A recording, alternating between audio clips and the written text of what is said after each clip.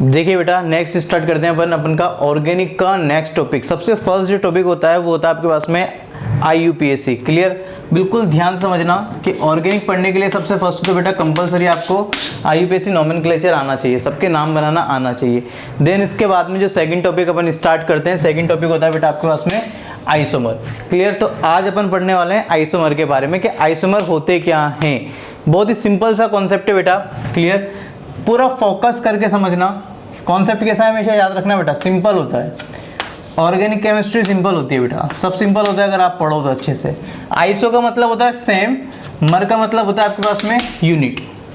Clear, isomer का मतलब same units. Clear, और यहाँ पर सेम यूनिट्स के क्या होंगे आपके पास में, सेम यूनिट्स के होंगे बेटा organic compound. In organic compound को अपन को स्टडी करनी होती है, इन ऑर्गेनिक कंपाउंड्स के बारे में अपन को पढ़ना होता है जो सेम यूनिट्स के होते हैं। क्लियर, बट इनके आपके पास में फिजिकल और केमिकल प्रॉपर्टीज अलग अलग हो सकती हैं। जस्ट फॉर एन एग्जांपल, पूरा फोकस करना बेटा, कि अगर मैंने आपसे बोला कि आपके पास में C4H9OH है मान लो। क्लियर, ब्यूटेनॉल है, तो ब्यूटेनॉल को अपन कितने अलग अलग टाइप से लिख सकते हैं, देखिएगा। पूरा फोकस करना बेटा, एक बार मैं एग्जांपल से आपको इसका इंट्रोडक्शन अच्छे से दे रहा हूं। जैसे मैंने एक तो ये लिखा बेटा, आप इसको बोलोगे कि सर ये है अपन के पास में 1 ब्यूटेनॉल, या फिर आप इसको ऐसे भी बोल सकते हो ब्यूटेन-1ऑल। क्लियर, दूसरा आप इसी का बेटा स्ट्रक्चरल फॉर्मूला ऐसे भी बना सकते हो। अब इसको अगर बोलोगे तो आप बोलोगे कि सर ये है अपन के पास में 2 मिथाइल, 3 की चेन है तो प्रोप, सारे सिंगल बॉन्ड है N, और 1 पर है आपके पास में ऑल। ये 3 की अपन ने चेन ली थी, 1 2 3।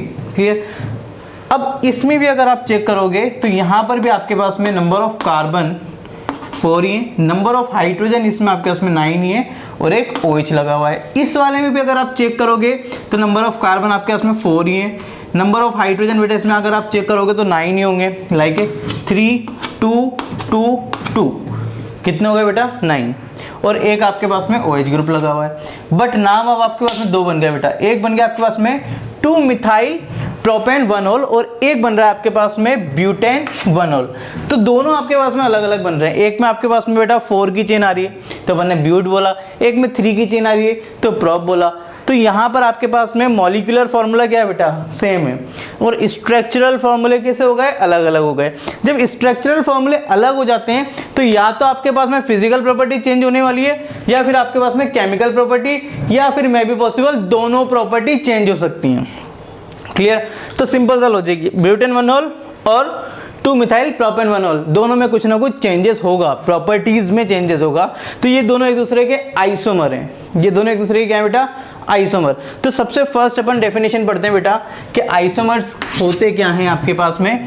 पूरा अच्छे से फोकस कीजिएगा बेटा। Compound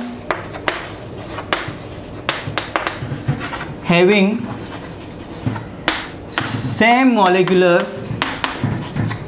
formula but different structural formula and different physical and chemical properties are called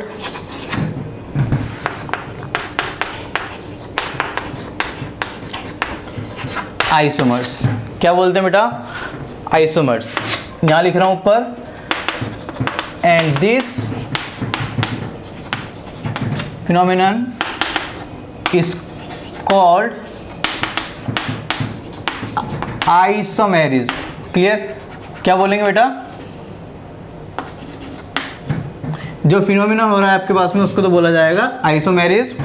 और जो कंपाउंड जिनके आपके पास में मॉलिक्यूलर फॉर्मूला कैसा होगा बेटा, सेम, मॉलिक्यूलर फॉर्मूला सेम, और डिफरेंट होंगे बेटा उनके स्ट्रक्चरल फॉर्मूला, डिफरेंट क्या होंगे बेटा, स्ट्रक्चरल फॉर्मूला, और उनकी डिफरेंट होंगी आपके पास में फिजिकल और केमिकल प्रॉपर्टीज। फिजिकल और केमिकल प्रॉपर्टीज भी कैसी होंगी बेटा, डिफरेंट होंगी। तो अपन उनको क्या बोलेंगे, एक दूसरे के आइसोमर्स होते हैं वो, ठीक है। जैसे आपके पास में यहाँ पर मॉलिक्यूलर फॉर्मूला दोनों का ही आपके पास में C4H9OH है, बट दोनों के आपके पास में स्ट्रक्चर अलग अलग आ रहे हैं, तो इनका मतलब इनकी प्रॉपर्टीज भी अलग अलग ही आएगी। यहाँ तक का क्लियर है बेटा, सबको सिंपल है, क्लियर। तो ये होते हैं आपके पास में आइसोमर। अब अपन पढ़ेंगे नेक्स्ट, इनके स्ट्रक्चर्स कितने टाइप्स के अपन के पास में बन सकते हैं। तो अपन ने आइसोमर को कितने अलग अलग कैटेगरीज में डिवाइड कर रखा है, क्लियर। यहाँ तक किसी को कोई डाउट?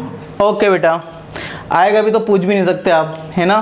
तो डाउट अगर आपको आता है तो आप बेटा कमेंट सेक्शन में बोलिए जो भी आपको डाउट्स हैं, ठीक। दूसरा बेटा, चैनल को लाइक करें, सब्सक्राइब करें, शेयर करें अपने फ्रेंड्स तक, ठीक है। और आपके सबके बेटा कमेंट्स में पढ़ता हूँ, तो कमेंट्स अपने अच्छे से दें, क्लियर। जो भी आपको डाउट आता है, जो भी आपको पूछना होता है, जो भी आपको क्यूरीज होती है बेटा, सब कुछ कमेंट बॉक्स में आप बात कर सकते हैं। क्लियर है बेटा यहाँ तक का? ओके।